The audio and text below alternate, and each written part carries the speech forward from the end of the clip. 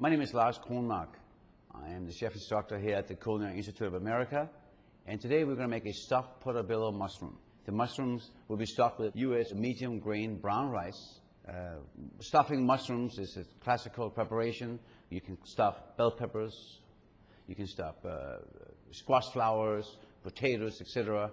But today we're going to use this delicious looking portobello mushroom cap. Let me show you how to clean it. First, I'll break off the stem, which we need to reserve to use for the stuffing itself. Next, with a sharp spoon, you scrape out the center, the gills as they're called, and you remove them onto a plate. Usually I don't use them for anything. They are very, a little bit bitter and doesn't present a nice color when you cook them. The first thing we're going to do is pre-bake the mushroom caps for about 5 minutes at 350 with olive oil and salt and pepper. First the olive oil, salt and pepper. I recommend you do a couple at a time. They break very easily, very fragile.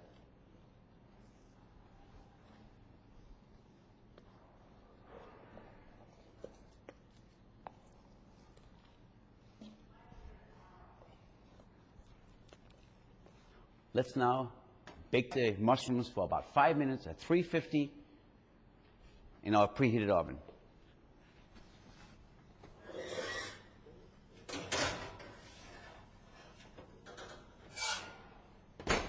And in the meantime, we're going to go ahead and prepare our filling.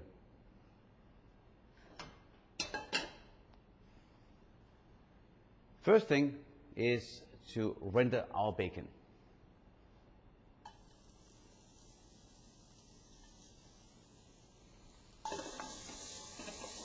I'm cooking the bacon crispy, rendering out the fat. This fat is important because for the next step, I'm going to need this fat to cook the mushrooms.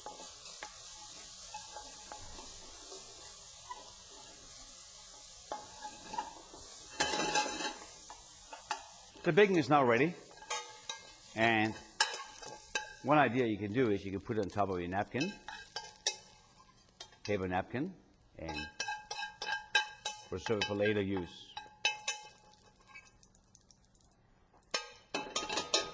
In the bacon fat, add your trimmed and chopped mushroom stems.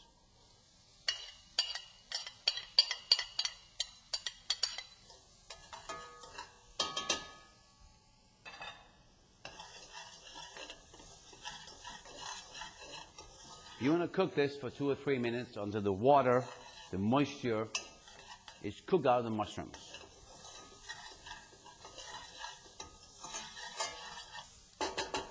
The next step is to add onions and garlic. I got my onions, got my garlic.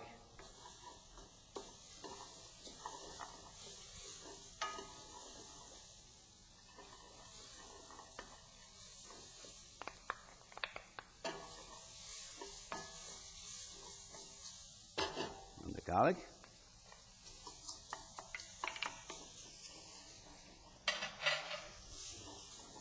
At this point, the onions and the garlic are both cooked. Onions are actually getting nice and clear. And at this point, let's go ahead and add the herbs. We start with the thyme and follow that by the oregano, both chopped. As soon as you can, after you add the herbs, go ahead and add your white wine. Our white wine will loosen all the flavors that's now stuck in the pan. And you want to form a glaze. And at the same time you do this, you're cooking off the alcohol. Watch for the wine to become into a very small amount. All you want is maybe a tablespoon or so of wine left, and it's actually forming a glaze on the bottom of the pan.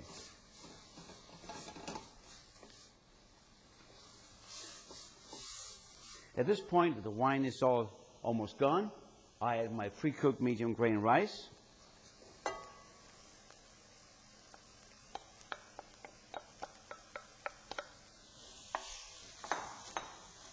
Toss it well. And at this point, I'm going to turn off the heat and finish it off by adding back in my bacon,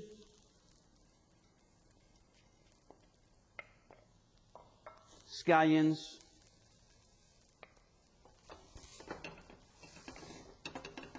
and last, the 2 cheeses. I got my grated Gruyere cheese, also my Parmesan cheese,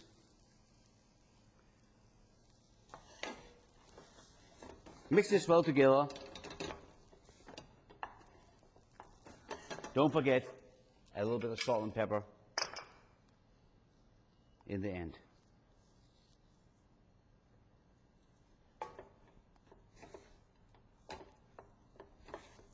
And of course, we need to taste it.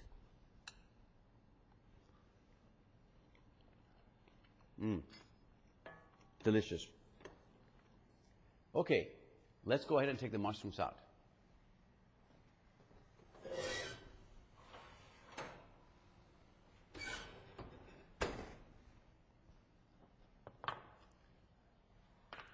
This part of the preparation can be done ahead of time. We're now going to stuff the mushrooms with our stuffing. I usually use a spoon, hold the mushroom over the pot, and pack it in pretty good tight, about 2 or 3 full spoons like this. Place it back on the sheet because you're going to bake the mushroom one more time with the remaining cheese on top.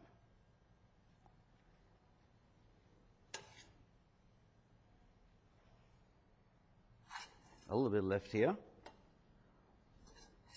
and a little bit left over for this one, and maybe one more. Let's see, right there. Okay. Let's go ahead and top the 8 mushroom caps with the remaining Parmesan cheese.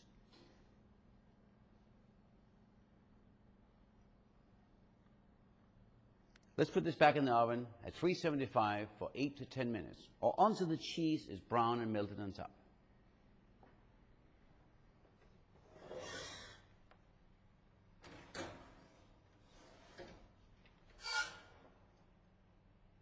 For service, I use the mushrooms several different ways. One of them is with a steak. And for the steak, I pick a nice big plate. I use usually a New York steak. And the mushrooms are a perfect side dish. I put this on the plate with some asparagus.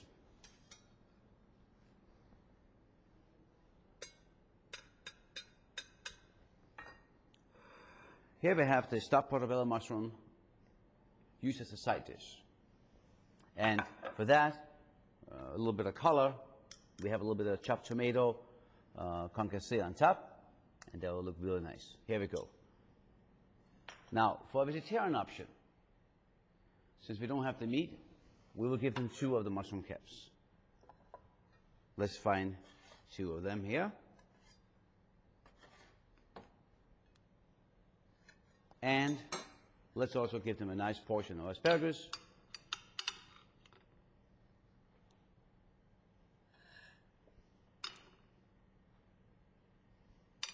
And I think, looking at the plate here, we can agree that this will satisfy both the meat lover and the vegetarian. Enjoy.